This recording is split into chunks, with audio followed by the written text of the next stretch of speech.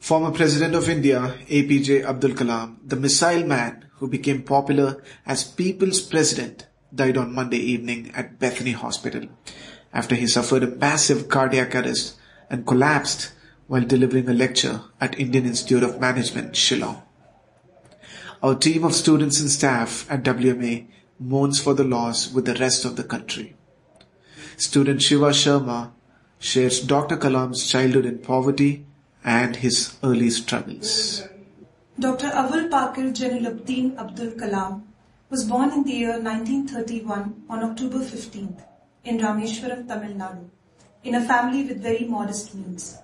In order to support his family's meager income, Kalam took up odd jobs in his childhood but never gave up on his education. Most students in India face extreme hardships and odd circumstances in order to pursue their dream of education. Dr. Kalam's life was a living example of those struggles. After his early morning mathematics class, which used to start at 4 a.m., he used to distribute newspapers at railway tracks along with his cousin Samsuddin. Since there was a huge electricity crisis during that time, he used to study in the kerosene lit light. He was a bright student and all his teachers loved him. He was always fascinated by looking at the way birds fly, and at a very early age in his life, he knew his true calling, aircrafts. After finishing school, he took up physics in St. Joseph's, but soon lost interest in the subject. It was not what he wanted to do. So then, he joined Madras Institute of Technology as a student of aeronautical engineering. Kalam's contribution to science is invaluable, and Manjunath would like to share more on that. After graduating from the Madras Institute of Technology in 1960, Kalam joined the Aeronautical Development Establishment of the DRDO as a scientist. He started his career by designing a small helicopter for the Indian Army, but remained unconvinced by his choice of a job at DRDO. Kalam was also part of the INCO-SPAR committee working under Vikram Sarabhai, the renowned space scientist. In 1969, Kalam was transferred to the Indian Space Research Organisation, also known as ISRO, where he was the project director of India's first satellite launch vehicle, SLV-3, which successfully deployed the Rohini satellite in near-Earth orbit in July 1980. Kalam had first started work on an expandable rocket project independently at DRDO in 1965. In 1969, Kalam received the government's approval and expanded the program to include more engineers. Kalam addresses engineering students at IIT Guwahati. In 1963-64, Kalam visited NASA's Langley Research Center in Hampton, Virginia, Goddard Space Flight Center in Greenbelt, Maryland, and Wallops Flight Facility. Between the 1970s and 90s, Kalam made an effort to develop the Polar Satellite Launching Vehicle, PSLV, and SLV-3 projects, both of which proved to be successful. Kalam was invited by Raja Ramanna to witness the country's first nuclear test Smiling Buddha as the representative of TBRL, even though he had not participated in its development. In the 1970s, Kalam also directed two projects, Project Devil and Project Valiant, which sought to develop ballistic missiles from the technology of the successful SLV program. Despite the disapproval of the Union Cabinet, then Prime Minister Indira Gandhi allotted secret funds for these aerospace projects through her discretionary powers under Kalam's directorship. Kalam played an integral role convincing the Union Cabinet to conceal the true nature of these classified aerospace projects. His research and educational leadership brought him great laurels and prestige in the 1980s, which prompted the government to initiate an advanced missile program under his directorship. Kalam and Dr. V.S. Arunachalam, metallurgist and scientific advisor to the Defence Minister, worked on the suggestion by the then Defence Minister R. Venkatraman on a proposal for simultaneous development of a quiver of missiles instead of taking planned missiles one after the other. R. Venkatraman was instrumental getting the cabinet approval for allocating over 388 crore rupees for the mission, named Integrated Guided Missile Development Program, IGMDP, and appointed Kalam as the chief executive. Kalam played a major role in developing many missiles under the mission, including Agni, an intermediate range ballistic missile, and Prithvi, the tactical surface-to-surface missile. Kalam served as the chief scientific advisor to the Prime Minister and the Secretary of Defense Research and Development Organization from July 1992 to December 1999. The Pokhran-2 nuclear tests were conducted during this period, in which he played an intensive political and technological role. Kalam served as the chief project coordinator along with Rajagopala Chidambaram during the testing phase. Media coverage of Kalam during this period made him the country's best-known nuclear scientist. In 1998, along with cardiologist Soma Raju, Kalam developed a low-cost coronary stent named the Kalam Raju stent. In 2012, the duo designed a rugged tablet computer for healthcare in rural areas, which was named the Kalam Raju tablet. Obviously, he won innumerable awards during his lifetime. What I'm about to read out are some of the notable ones. Dr. Kalam won the Doctor of Science in the year 2014, and the awarding organization was Edinburgh University, that's in United Kingdom. Doctor of Laws in 2012 by Simon Fraser University. IEEE honorary membership from IEEE in 2011. Doctor of Engineering in 2010 by University of Waterloo. Honorary doctorate in 2009 by Oakland University. Hoover Medal by ASMA Foundation in United States 2009.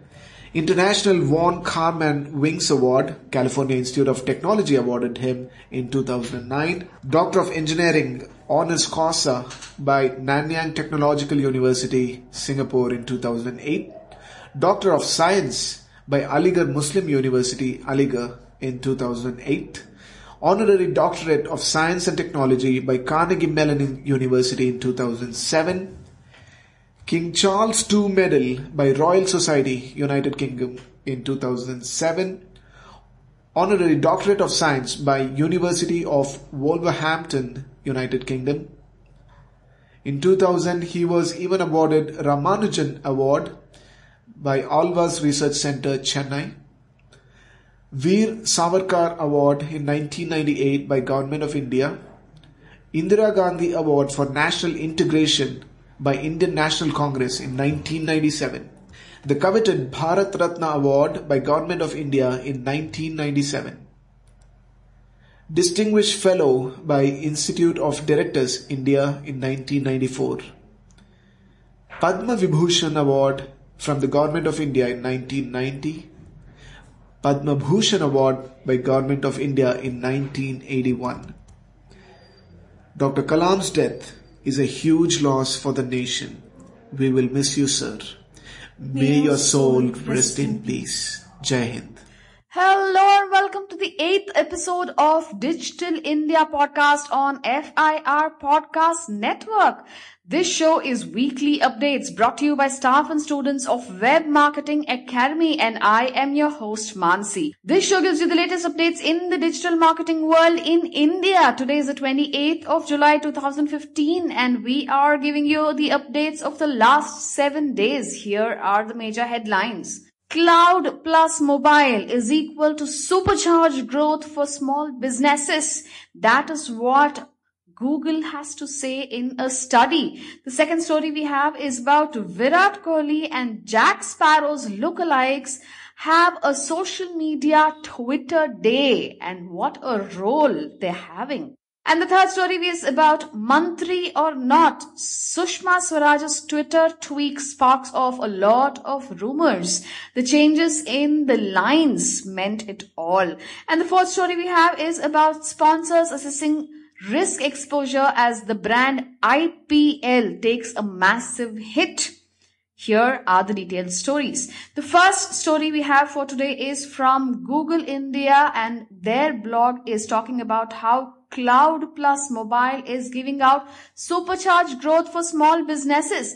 India's small businesses aren't small when it comes to economic impact. That's what the blog says.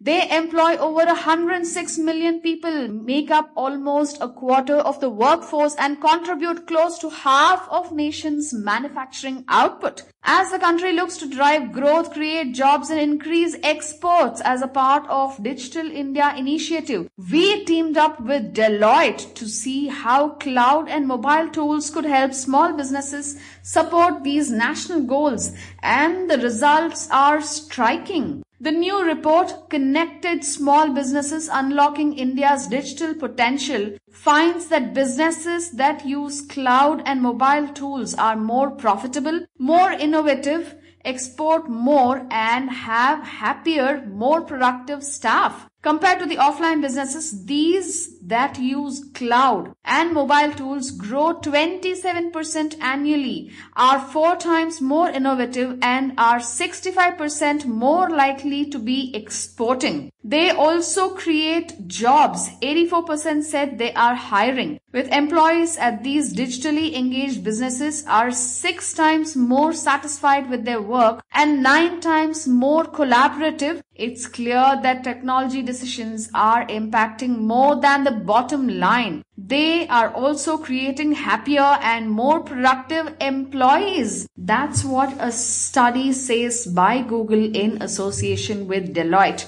Please remember, the new report is called Connected Small Businesses Unlocking India's Digital Potential. There is a copy of the report if you like it. We'll just give you a link in our show notes for this. And before we move on to our next story, we have an awesome tip coming your way. Okay, my first tip today is blab.im.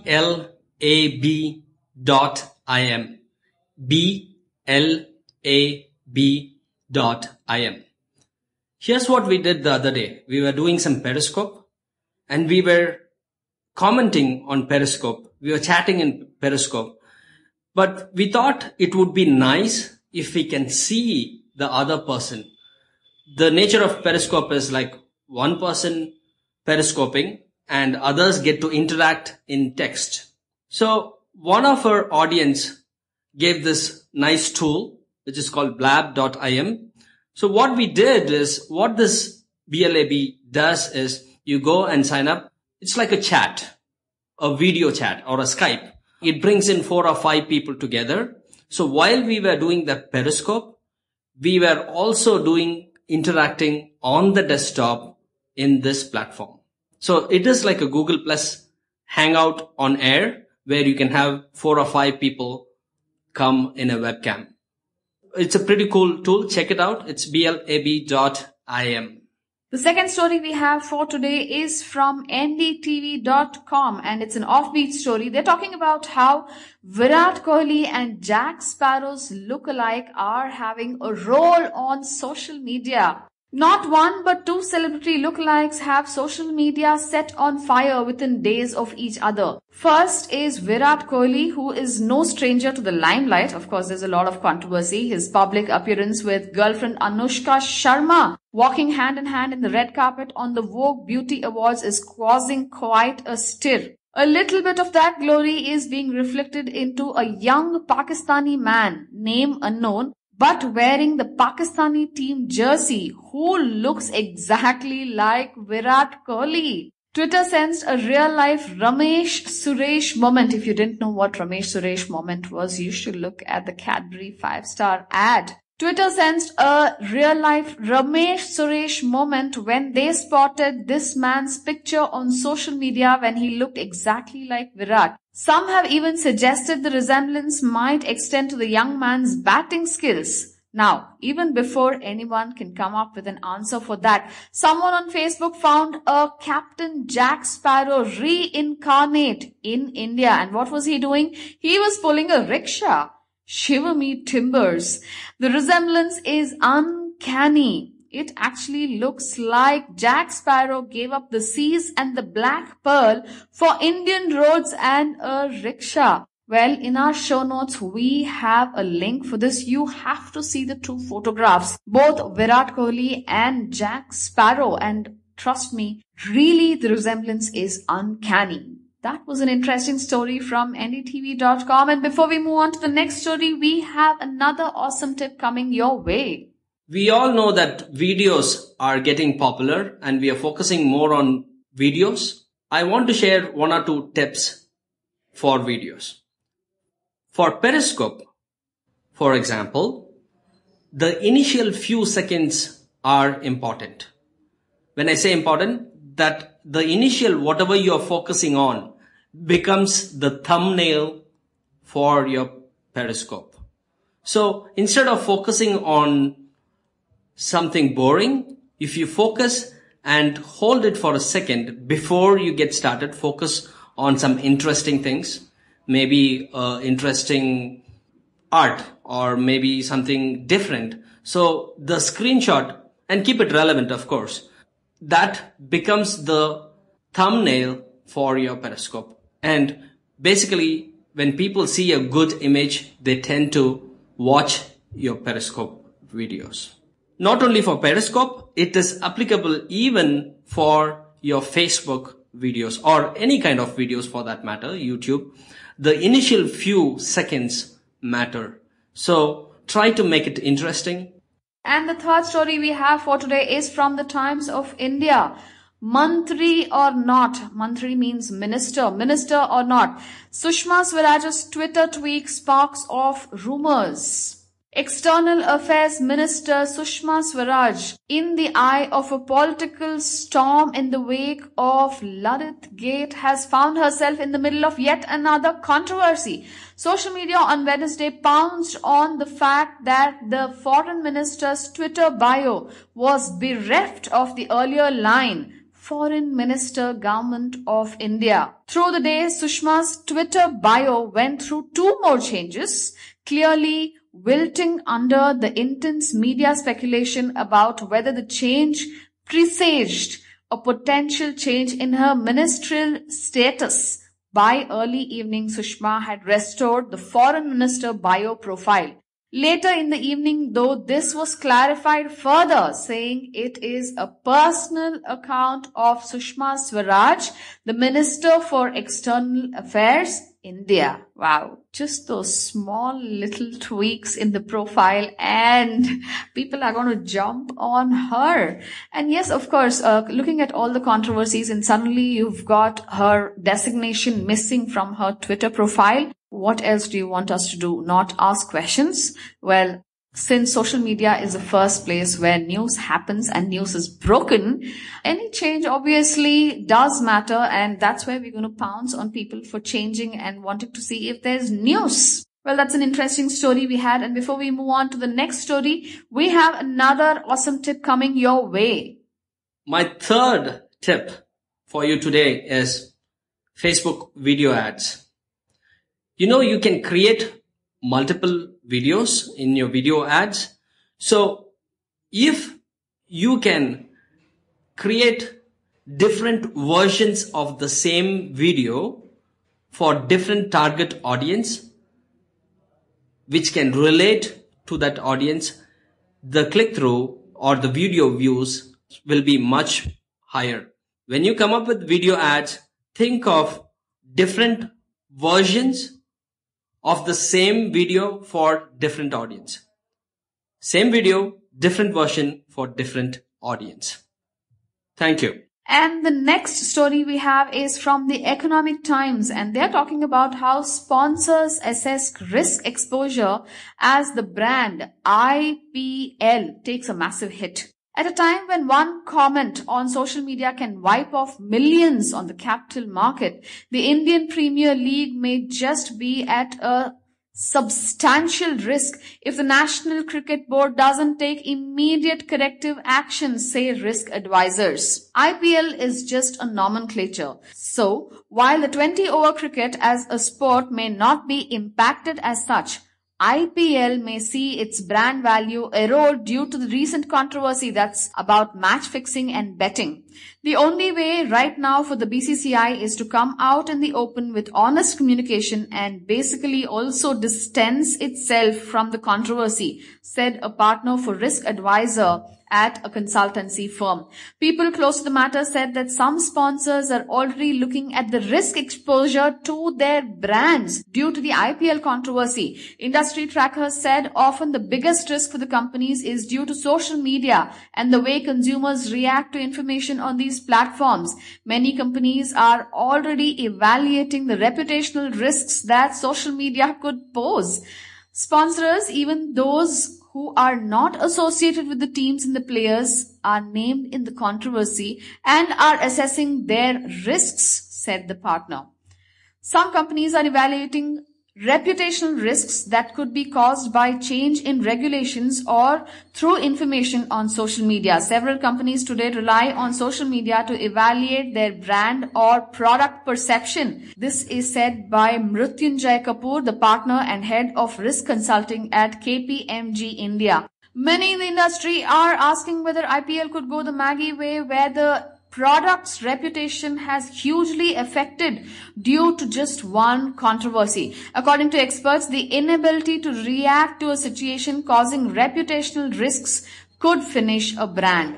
If hit by an untoward event, they must quickly demonstrate that they have strong core values and the right intent, and that the event was just a one-off, said Manish Patel, partner advisory services at Ernst & Young. Wow.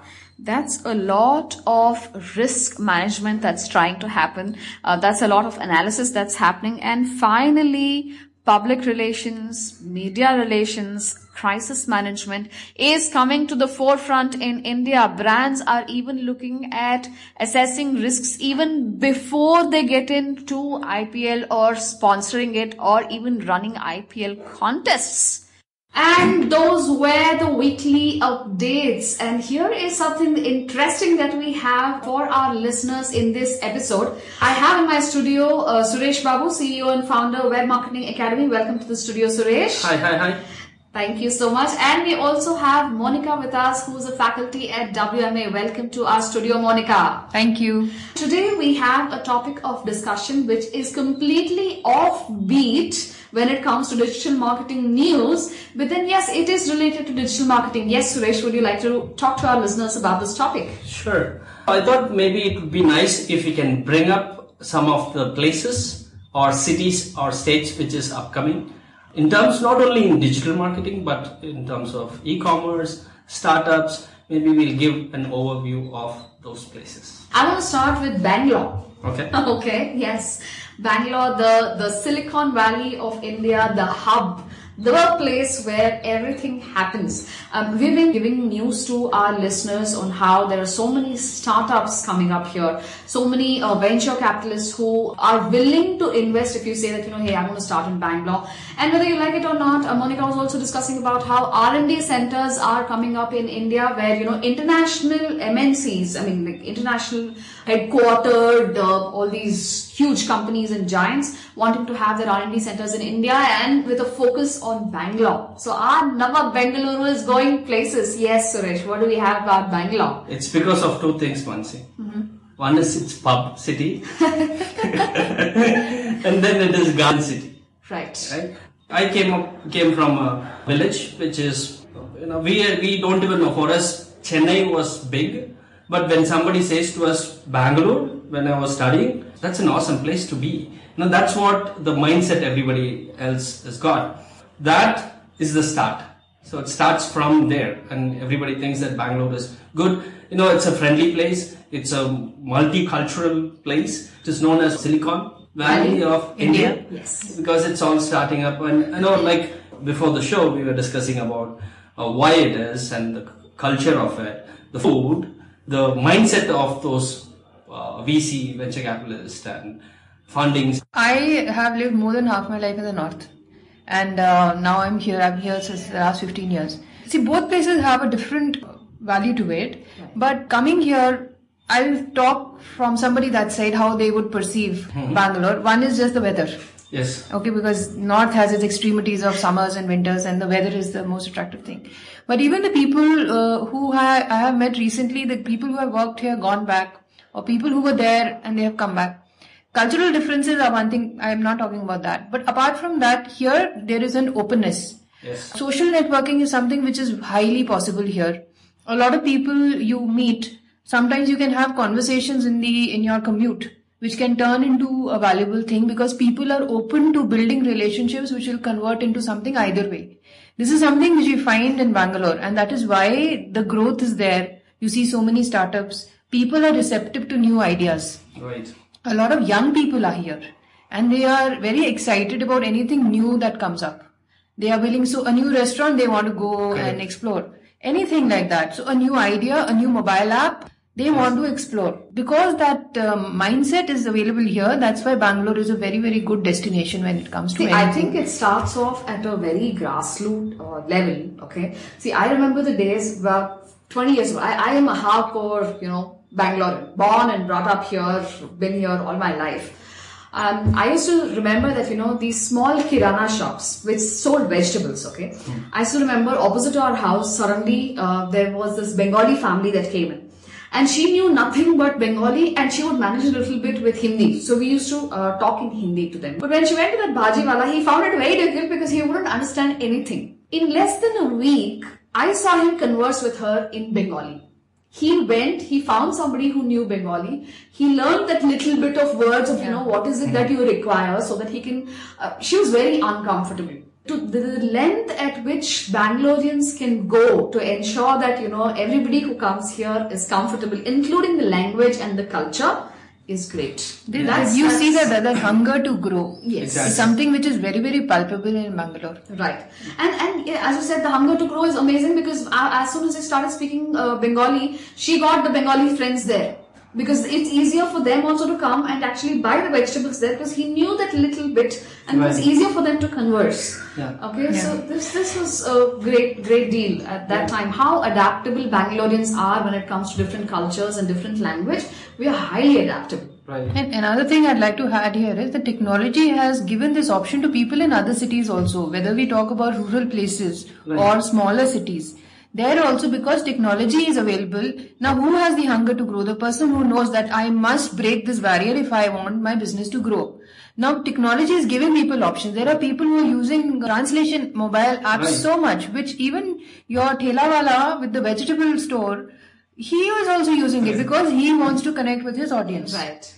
So now even people in other cities and the people who are the grassroots level, people who have a daily wage which they need, they are the ones who are really using technology very smartly. Like the WhatsApp guy who sends a picture of the hotel of his thela, the vegetables on his thela. He sends it every day to the women in that neighborhood. Such an innovative thing and so useful and so practical. Right. I want to bring this to a point. Bangalore was not prepared for this kind of development and traffic. That is one of the main reasons that Bangalore is also known for traffic congestion. Because it was not planned. The weather was good, it's beautiful. During 90s, they came in, they built a lot of real estate and all the development happened, but the roads were still, narrow. And so that is one of the things that we see, but now they are expanding and now there's a growth. The economy also adds a lot of value to this, and accessibility to the airport, all those things makes a good investment now. And we also see that companies are moving towards Mysore, R&Ds and Infosys, for example, they have a huge campus in Mysore, which is 3 hours drive from Bangalore. That is also slowly picking up. A lot of things happening, Right. Small little chunks coming up. Hey, there's also a technology park or a building from the government at Shimoga. Now, Shimoga is just another district in Karnataka, and there's a huge tech park. Of course, there has been controversies and rumors that nobody's picking it up. Not many companies are coming in there. The infrastructure has been given. The airport is still under construction. But then slowly companies are moving into buildings and places like this. So it's not just Bangalore in Karnataka. Karnataka is for those of the listeners here, Karnataka is a state in India and Bangalore is the capital city of Karnataka. So we've got districts here, like you've got regions there. Okay, Okay, and small little regions here. So Shimoga is just about another district which has got this huge building that's coming up and all that stuff. Yeah, now we've got Bangalore, then it was Mysore, and now we've got Shimoga coming up. So a lot of things happening. A similar version would probably be, Mumbai. Mumbai is like the New York, I must say, with so many agencies. No, it might not be the tech capital of India, but then it's definitely the advertising capital of India. Yes. The amount of agencies, the amount of consultants, the amount of pitches that happen, and the amount of wars, the brand wars that happen. I still remember that, you've got a Coca-Cola office, and they've got these windows, you've got those regular glass windows. What Pepsi did was they had this small Kirana shop in front of Coca-Cola. So they just painted Pepsi on that little shop, which means that this reflected on every glass on Coca-Cola office. That's how high brand wars are in Mumbai. Okay, so it's an amazing place. It is the New York of, what New York is to the West when it comes to advertising is what Mumbai is to India. Yeah. That's what I've seen there. And the Bollywood.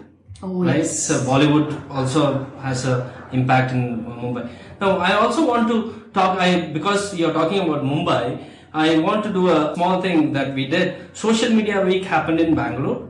Social Media Week happened in Mumbai. So we thought that Mumbai is much more, like social, which is they have their own kind of culture. And because we thought that it is a bigger city and advanced city, but when it comes to technology and socializing and social media and all these things, Bangalore is much more better. And the events that we have in Bangalore, that is also has an impact, right? The e-commerce events, the funding events, and institutes, educational institutes. IIM Bangalore is there, Christ University, all these also is having an impact, especially events. Yes. In no other place people in Bangalore are open for these events. They go and try to at least network and do things. So that is also having an impact. See, I was just talking about this when you say network. When you probably go to Delhi and then you're seeking out to meet people and you know that you represent a brand. Let's say you're the brand manager and you're trying to seek out to probably an agency person or just trying to understand something. In Bangalore, when you want to connect, you connect over LinkedIn and it says, okay, let's meet over coffee.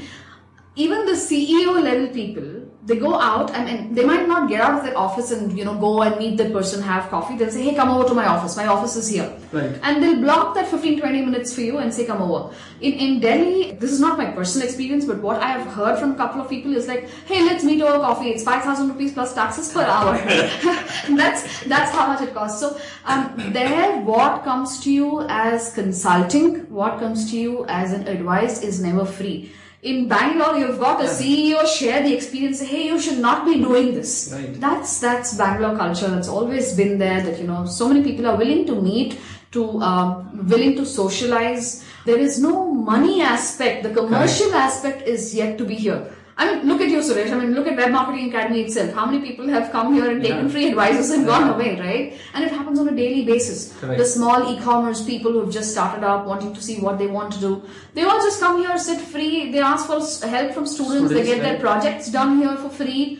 And they walk out half the time. You don't even know what is happening. Right. They just sit with the students and things happen, right? Right. So it's great how this culture is, developing so many things. Monica, how does the north part of the country actually, you travel quite a bit, right? Your April and Mays are always booked that I see. One is the brands there, and two is how do people even adapt to social media there? I'll talk about Odisha. So Odisha, it's called now. Right.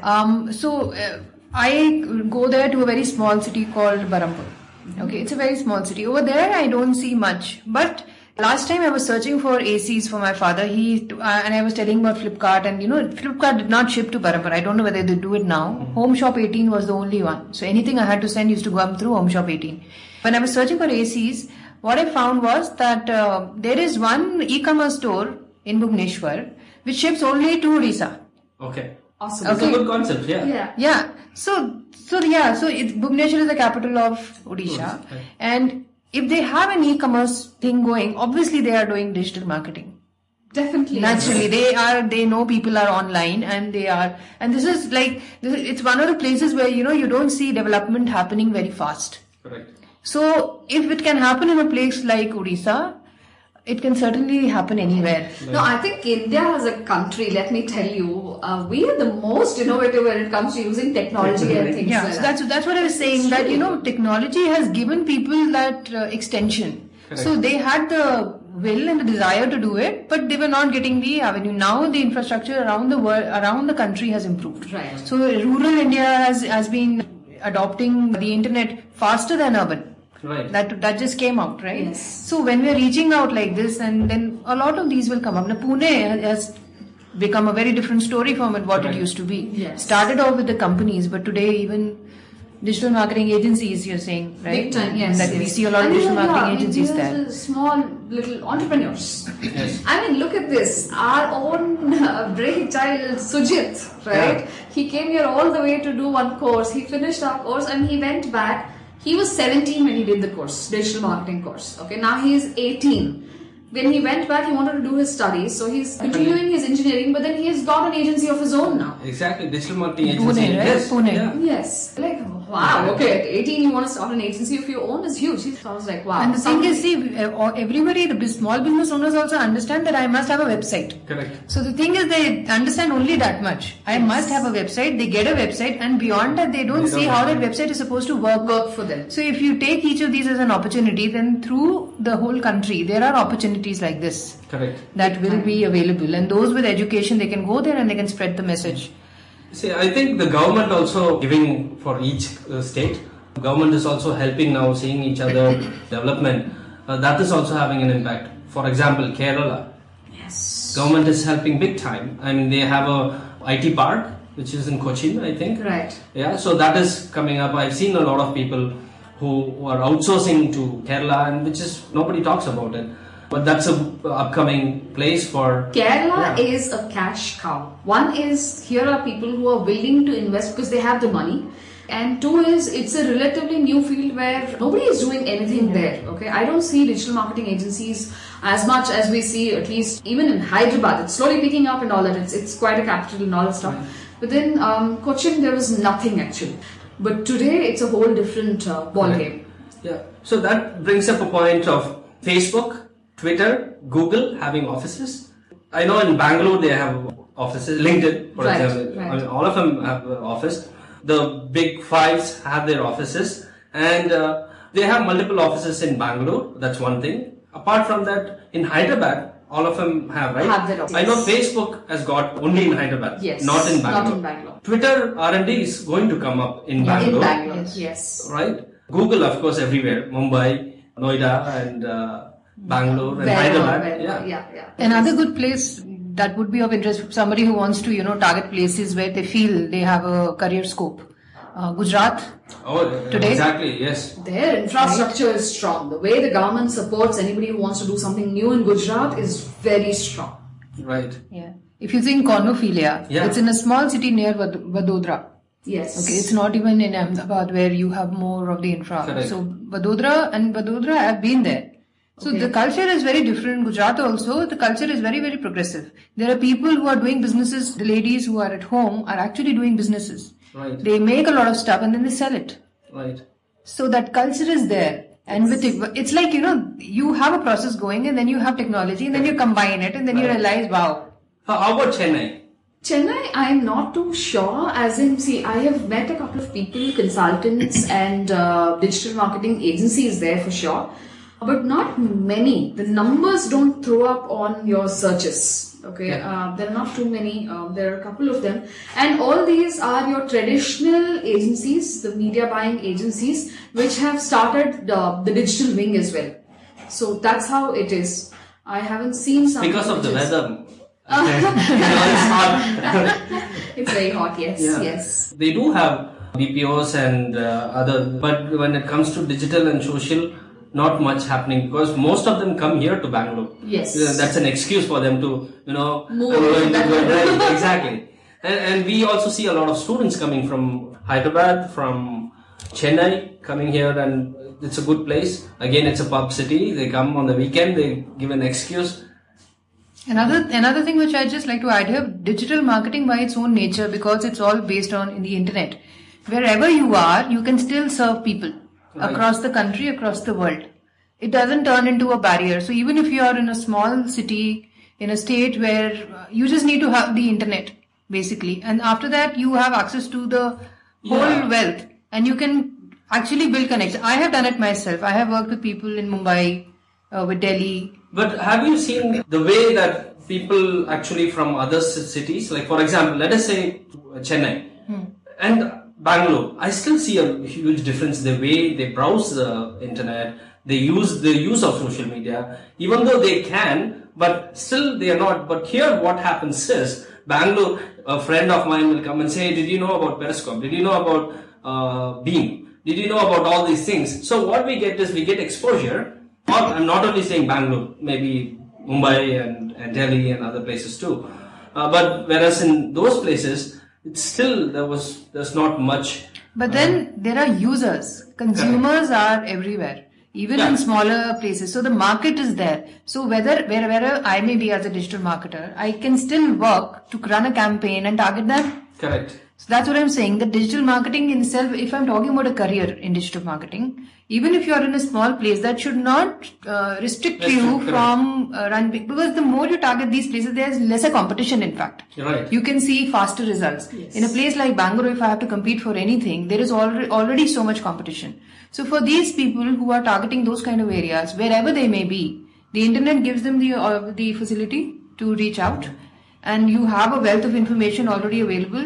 You can reach out to other people. There are so many groups available today for digital marketing where you can educate yourself. Correct. So it's about finding information and then using it, and wherever you may be, you can build that career. Correct. And then gradually reach a stage and you can further educate yourself, go to different places. You can turn it into a revenue. Right. In 2008, when I moved to India, I saw the biggest opportunity, because at that time it was still new. There were no institutes that time, no agencies. I was trying to find out the events. There was no events. I was lucky enough to start those things in 2008. But now if we fast forward to 2015, there's so much of events happening, so much of agencies, small shop, individual consultants and freelancers.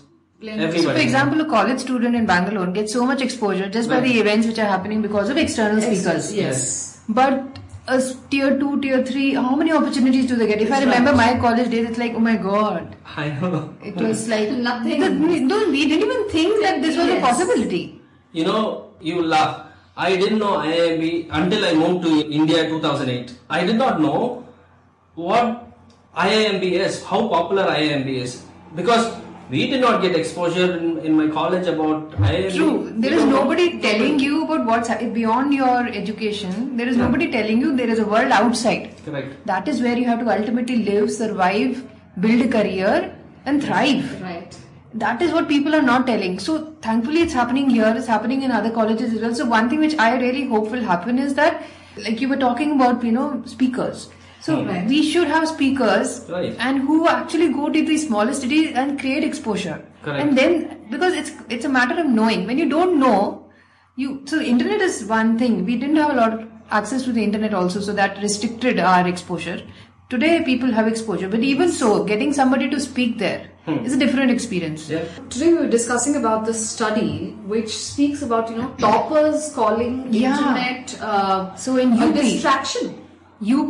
the 7 out of the 10 school toppers said social media distraction, which is like so sad. I know. Because it was like that they don't understand the value. They just see the entertainment part of it, but they don't realize that they can accelerate their learning so much if they could use social media in the way it is. I went and gave a talk in a small, it's not a village, it's in Tamil Nadu, it's called E-Road. How would you define E-Road? Maybe a small... A tier 3 city. Yes. In there, they organized an event and they asked me to come. So it's a full day workshop. Those 120 students from across the smaller colleges came in and they were much more interested because it's all new for them. So they were all excited about this and they wanted to organize more. It depends upon the college too, the education and exposure that they give. And how willing, because this is something which has to come from the authorities. Correct. They have to be open enough that, okay, there's a world outside, let us introduce our students to where they will actually go. Right. And if a lot of them do it, I think because it's a question of igniting that passion. Yes. After that, it's going to be a steamroller kind of journey for them. They will find out. But how do you create that exposure, that initial spark, telling them these are the possibilities? So we should have that in smaller cities as well. The teachers, we need to train the teachers. Right. Correct. So that's what, That will take years, so I think it's better just get external speakers. So. What are some of the other cities we might want to touch upon? I think Hyderabad, a huge potential. Because whenever we talk about, it just so happened that I remember somebody who wants to start an agency and they wanted to do it whole of South India. So anybody they spoke to, they're like, are you not doing it in Hyderabad? Social media and digital media is catching up huge in Hyderabad is what I have heard. Brands taking it up like literally and quite seriously. But what is happening is nobody is talking about it at an agency level, as in, hey, I have an agency in Hyderabad and that's going. They're all quietly doing their jobs. This is what I've heard as a feedback from Hyderabad. What's happening in Hyderabad? Sure. Noida too. I mean, it's growing and big time. I did some Google Trends, some of the cities. I saw Gurgaon, Noida, Bangalore, Mumbai, Hyderabad, Bhubaneswar. These are the places that we can. Any other places that you guys want to touch upon? Kolkata is one. Kolkata is one as the eastern capital. And the thing is, nowadays people are looking for digital marketing for mobile applications. So IT people are there everywhere, right, yeah. And they are building stuff. And now they realize that just building is not enough. I now have to market, and there comes the need for digital marketing because you can do it at a low budget. Correct. I can't go the traditional advertising way. So now they understand this way. The digital marketing allows me to do similar kind of things, compete with larger players, but at a lower budget, and that is a very interesting Huge thought, thing, right? Yeah. For someone who just wants to start off, they want to just play with an idea, they want to explore crowdfunding, crowdsourcing ideas, all this, everything is being run. So there are people like that who are building stuff, and then they need digital marketers to help them. Maybe I'll put Bangalore is for startup e-commerce and social media and agencies. Right. Is that right? Yeah. Okay. Mumbai is more of agencies, traditional, and it is combined with the digital and things. And Bollywood industry is big. Hyderabad booming, which is already there are a lot of IT companies and everything is there. Kerala is one place to watch out for. Yes. And Gujarat, Ahmedabad, Gujarat, yeah. Delhi, yeah. Noida, the NCR region, National Capital Region. Yeah. So these are places. And sometimes when you connect with people, you get to know there are people coming from Dehradun asking you something. Right. So you see the interest is spread out. Correct. We have a student from Assam. Yes. Right? We have, so it's there. So people are like that. It's it's like a thunder at somewhere. You hear the background. It's there, and then you want to know more of it. So the noise is there. Yes. It's just a question of creating that exposure and spreading it through the veins of the country. Correct. So that everyone gets the tools to implement stuff and do it. Yeah. So I thought because India's so many cities, states we have, but maybe it will be good to discuss this.